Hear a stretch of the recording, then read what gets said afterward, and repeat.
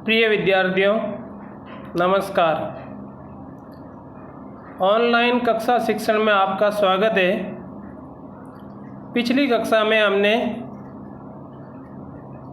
कक्षा 10 विषय हिंदी गद्य भाग पाठ 2 ईदगाह मुंशी प्रेमचंद के द्वारा लिखित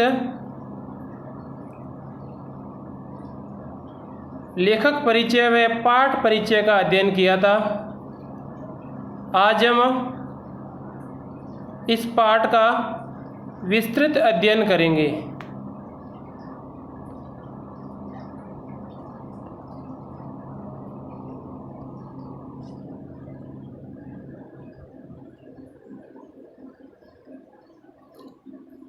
मुंशी प्रेमचंद ईदगाह।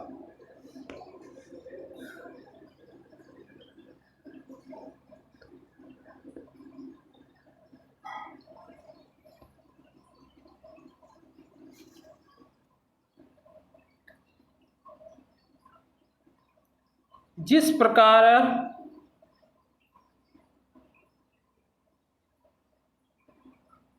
एक मेला होता है और मेले की जो रौनक होती है वो बड़ी निराली होती है, ठीक उसी प्रकार ईदगाह भी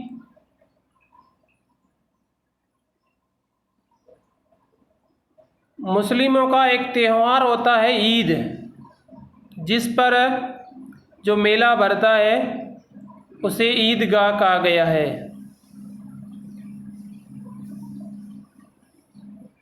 भारतीय या हिंदू कैलेंडर के अनुसार जो 12 मास होते हैं, 12 महीने होते हैं, ठीक उसी प्रकार मुस्लिम कैलेंडर में भी महीने होते हैं, जिनमें एक महीना होता है रमज़ान का महीना।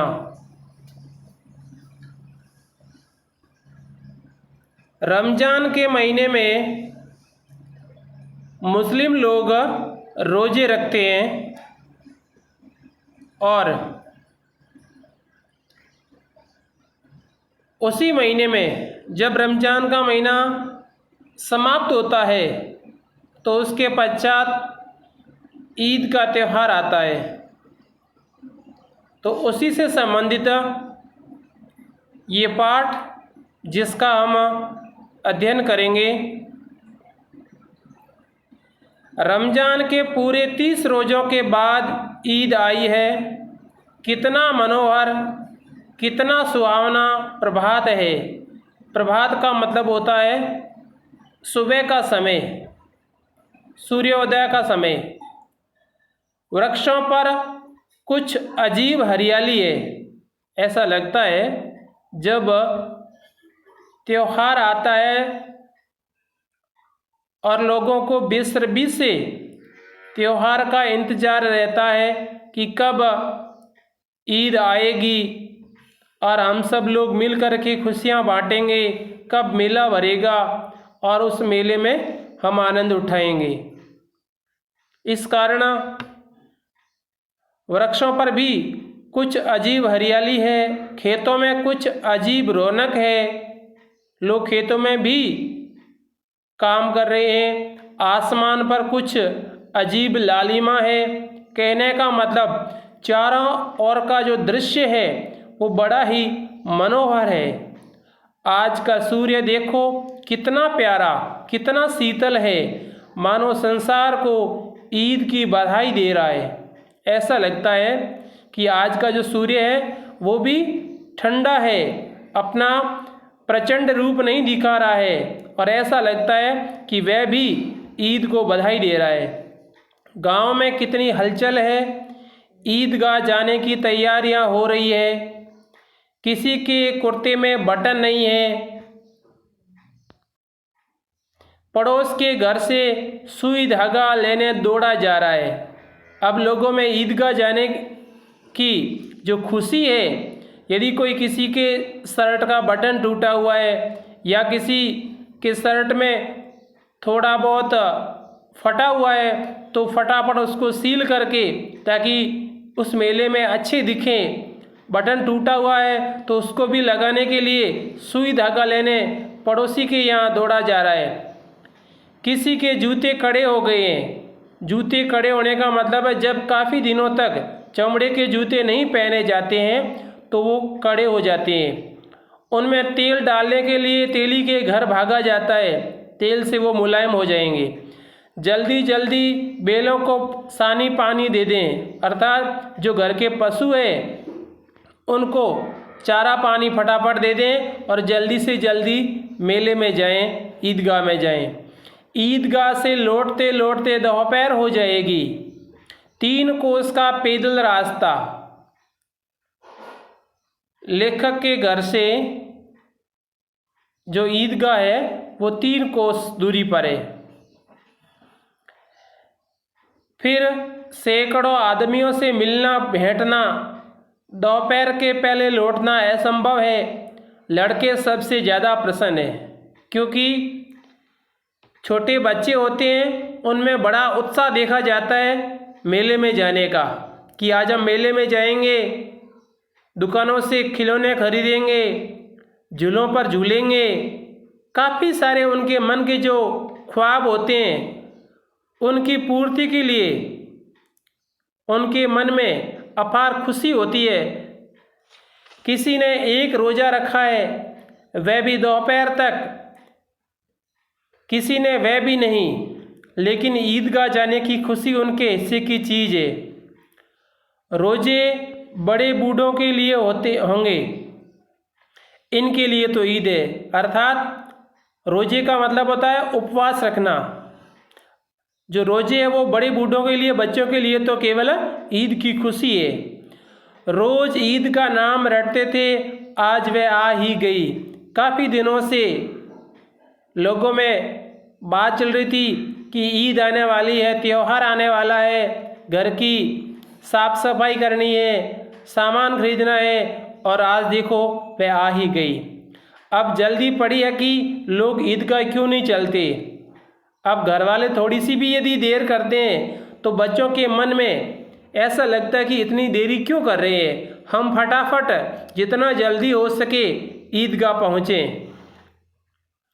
इन्हें गृहस्थी की चिंताओं से क्या प्रयोजन, अर्थात बच्चों को घर की जो चिंताएं हैं उनसे कोई मतलब नहीं है। सेवैयों के लिए दूध और शक्कर घर में है या नहीं, इनकी बला से ये तो सेवैया खाएंगे। वह क्या जाने कि अब्बा जान क्यों बदहवास चौधरी कायम अली के घर दौड़े जा रहे हैं। बच्चों को या बच्चे को नहीं पता है कि अब्बा जान चौधरी कायम अली के घर दौड़े जा रहे हैं, क्यों जा रहे हैं। उन्हें क्या खबर कि चौधरी आज आंखें बदल ले। यहाँ आंखें बदलने का मतलब है कि उनकी जीवन लीला समाप्त हो जाए। तो ये सारी ईद मुहर्रम हो जाएगी। मुस्लिम में मुहर्रम है जो शोक का त्यौहार है, शोक मनाया जाता है उस दिन, और ईद के दिन खुशी मनाई जाती है। तो बच्चों को लगता है कहीं यदि चौधरी साहब ने आंखें बदल ली तो ये ईद की सारी खुशियां हैं वो शोक में बदल जाएगी।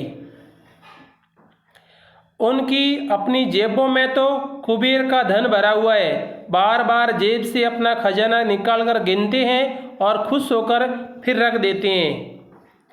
अर्थात हामिद के जो मित्र हैं वे महमूद गिनता है 1, 2, 10, 12, अर्थात महमूद के पास 12 पैसे हैं। मोहसिन के पास 1, 2, 3, 8, 9, 15 पैसे हैं। मोहसिन के पास कितने पैसे हैं? 15 पैसे। इन्हीं अनगिनती पैसों में अनगिनती चीज़ें लाएंगे, खिलौने, मिठाइयाँ, बिगुल, गेंद और न जाने क्या क्या। और सबसे ज़्यादा प्रसन्न है हामिद। वह 4-5 साल का गरीब सूरत दुबला पतला लड़का जिसका बाप गत वर्ष हेजे की भेंट हो गया, सबसे प्रसन्न है वो है हामिद। और जिसका बाप था वो गत वर्ष हेजे की भेंट चढ़ गया, अर्थात हामिद के पिता की मौत कैसे हुई थी? एक बीमारी की वजह से। माँ न जाने क्यों पीली होती होती एक दिन मर गई।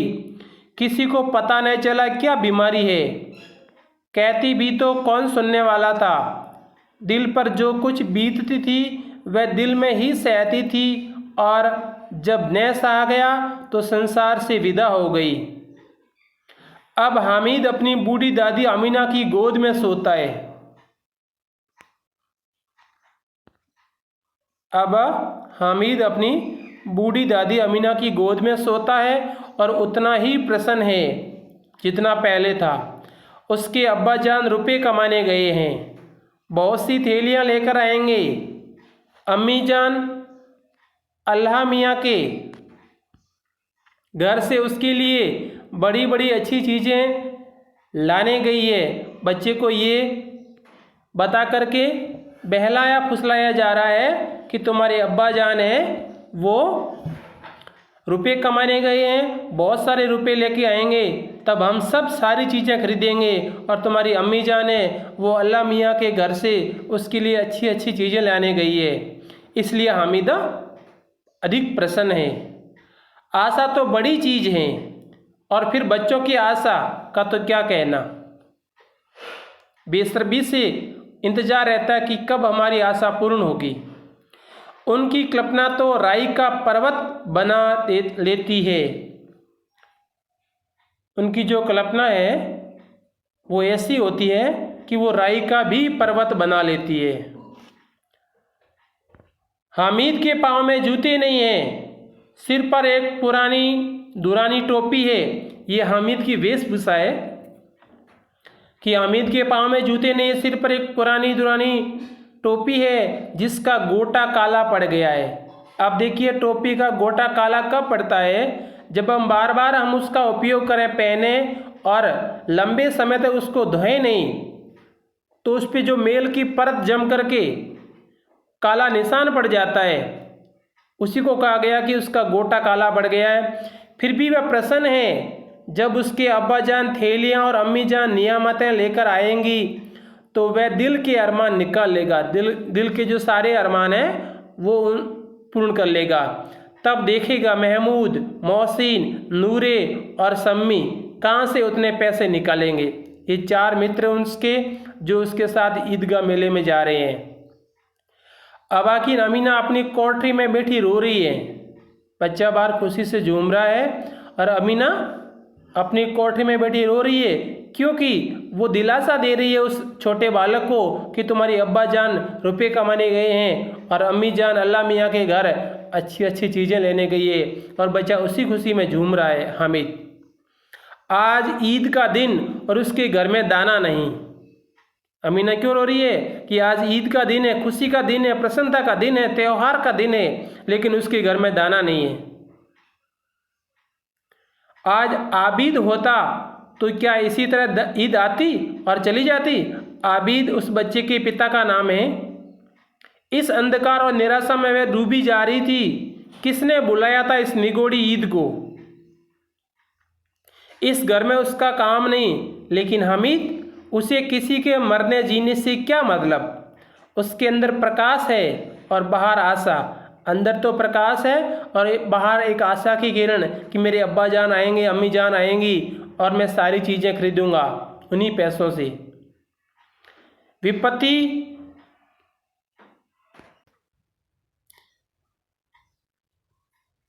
किसने बुलाया था इस निगोड़ी ईद को। इस घर में उसका काम नहीं, लेकिन हामिद उसे किसी के मरने जीने से क्या मतलब। उसके अंदर प्रकाश है और बाहर आशा। विपत्ति अपना सारा दल बल लेकर आए, हामिद की आनंद भरी चितवन उसका विध्वंस कर देगी। चाहे कैसी भी विपत्ति आए, लेकिन हामिद के अंदर जो खुशी है, जो आनंद है, आनंद भरी जो चितवन है, वो उसका नाश कर देगी। हामिद भीतर जाकर दादी से कहता है, तुम डरना नहीं अम्मा, मैं सबसे पहले आऊँगा, बिल्कुल ना डरना। अमीना का दिल कचोट रहा है। अमीना का दिल क्यों कचोट रहा है, क्योंकि वह छोटा अबोध बालक, उसके साथ में कोई नहीं है, वो केवल अपने मित्रों के साथ जा रहा है। कौन उसको संभालेगा, कौन उसकी देख रेख करेगा। कहीं ईदगाह के मेले में बच्चा खो नहीं जाए, इसीलिए अमीना का दिल कचोट रहा है। गांव के बच्चे अपने अपने माँ बाप के साथ जा रहे हैं। हमीद का अमीना के सिवाय और कौन है, उसे कैसे अकेले मेले जाने दें। उस भीड़ भाड़ में बच्चा कहीं खो जाए तो क्या हो, नहीं, अमीना उसे यों जाने देगी। नन्ही सी जान 3 कोस कैसे चलेगा, पैर में बेचारे के छाले पड़ जाएंगे, जूते भी तो नहीं है। वह थोड़ी थोड़ी दूर पर उससे गोद ले लेगी, लेकिन यह सेवैयाँ कौन पकाएगा। बार बार अमीना के मन में ये विचार आ रहा है कि क्यों न मैं उसके साथ चली जाऊं और मैं उसको गोदी में उठा लूँगी और मेले में लेके जाऊंगी, लेकिन यदि मैं वहाँ चली गई तो घर में सेवैयाँ कौन पकाएगा। पैसे होते तो लौटते लौटते सब सामग्री जमा करके चटपट बना लेती, यहाँ तो घंटों चीज़ें जमा करते लगेंगे। मांगे ही का तो भरोसा ठहरा। उस दिन फईमन के कपड़े सिले थे, 8 आने पैसे मिले थे। उस अठन्नी को ईमान की तरह बचाती चली जाती थी इसी ईद के लिए। मतलब कि फईमन के कपड़े सिले थे अमीना ने और उसके बदले उसे 8 आने पैसे मिले थे मजदूरी के, और उस 8 आने को अठन्नी को ईमान की तरह बचा करके रखा था इस ईद के लिए कि ईद आएगी उस दिन इनकी ज़रूरत पड़ेगी। लेकिन कल ग्वालन सिर पर सवार हो गई तो क्या करती। हामिद के लिए कुछ नहीं है तो 2 पैसे का दूध तो चाहिए ही। अब तो कुल 2 आने पैसे बच रहे हैं, 3 पैसे हामिद की जेब में, 5 अमीना के बटुए में। यही तो बिसात है और ईद का त्यौहार। अल्लाह ही बेड़ा पार लगाए। सभी को सेवैयाँ चाहिए और थोड़ा किसी को आँख नहीं लगता। यदि थोड़ा मिल जाए तो वो प्रसन्न नहीं। किस किस से मुँह चुराएगी। अर्थात त्यौहार का दिन है, कोई घर पर मांगने वाला आ गया तो उसको सेवैयाँ देनी पड़ेगी। ऐसा तो है नहीं कि मुँह चुरा लेगी या उसको मना कर देगी त्यौहार के दिन। और मुँह क्यों चुराए, साल भर का त्यौहार है, जिंदगी खैरियत से रहे, उनकी तकदीर भी तो इसी के साथ है। बच्चे को खुदा सलामत रखे, ये दिन भी कट जाएंगे, इसी आशा के साथ वो अपना जीवन जी रही है। अगला पार्ट हम अगली कक्षा में पढ़ेंगे। धन्यवाद।